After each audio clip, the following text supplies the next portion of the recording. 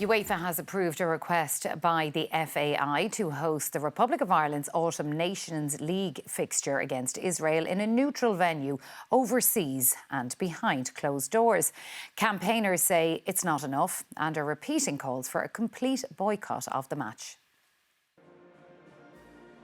Confirmation at last of what was widely speculated, that Ireland's home game against Israel in October will be played at a neutral venue and behind closed doors. In a lengthy statement, the FAI said while it understands and respects the views expressed by players, staff and supporters, it came to the view that for operational reasons the game couldn't be delivered on home soil.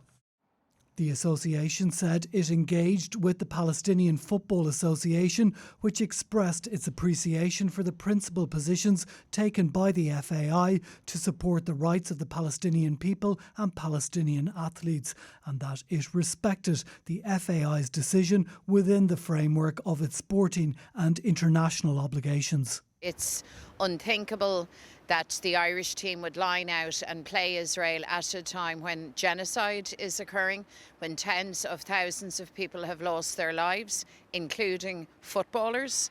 The FAI also outlined the potential impact on Irish football had it not opted to fulfil the fixtures, including the forfeiture of 6 points, a direct impact on Ireland's UEFA and FIFA rankings, and the converse of these impacts, which would apply for Israel, which would increase their prospects of promotion for Euro 2028.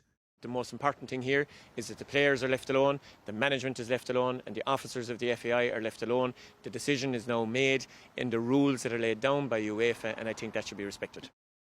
In a statement to RTE News, the Israel Football Association said the fact that the match will not be played in Dublin does not change our ambition to win.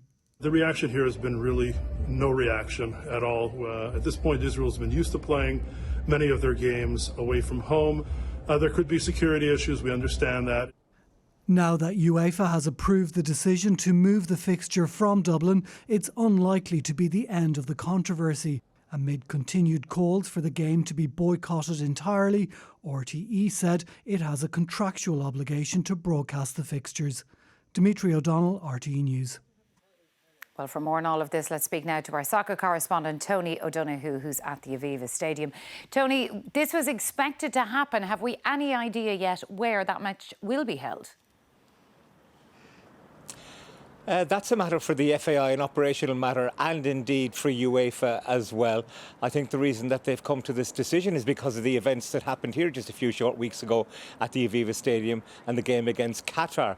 And you'll remember that there were tennis ball protests, and it was quite a coordinated campaign, because it wasn't just tennis balls thrown from the west stand, but also from the east stand. And that showed the potential for disturbing or interrupting the game, and how further protests might have happened were the game against Israel to go ahead here in Dublin 4. So UEFA have told us that they've confirmed they're working with the FAI to find an alternative venue. They say it's the FAI's responsibility, but that FAI will be assisted by UEFA, but they say there's no strict deadline for final confirmation of the venue, and it's understood that they want a speedy resolution to this. And I suppose don't we all, because this is a saga that has dragged on. And you wonder why, when the draw was made so many months ago, that the FAI didn't consider this as a possibility and look into it at that point, but they did let it drag on. There was, of course, that EGM of the membership last November, where a huge majority asked the FAI to lobby UEFA, asking them to sanction the Israel FA for the statutes of UEFA not being observed by the Israeli FA. I think the Palestinian FA statement today was very significant, because it endorsed the position of the FAI, acknowledging how difficult it was for them, and affirmed its respect for the decision within the framework of sporting and international obligations. So it'll make the people who are against this game a bit more difficult to challenge the reasoning behind continuing with the game, when the Palestinian FA have accepted this is a course of action that the FAI had to take. And the FAI for themselves say that they have to respect their position as the guardians of football. Now, those against the game, and there are many, the Stop the Game protest will continue. They've triggered a further EGM, and we'll be able to hear those views when that EGM takes place. But nonetheless, whatever that EGM says, it's non-binding on the board, and the board have made it very clear the game will go ahead. We've heard that it won't be in Hungary. Some suggestions, perhaps Switzerland, or indeed Iceland, the home of the Irish men's national team manager, Heimir Hallgrímsson. But that all to be decided over the coming weeks. Soccer correspondent Tony O'Donoghue, thank you for that.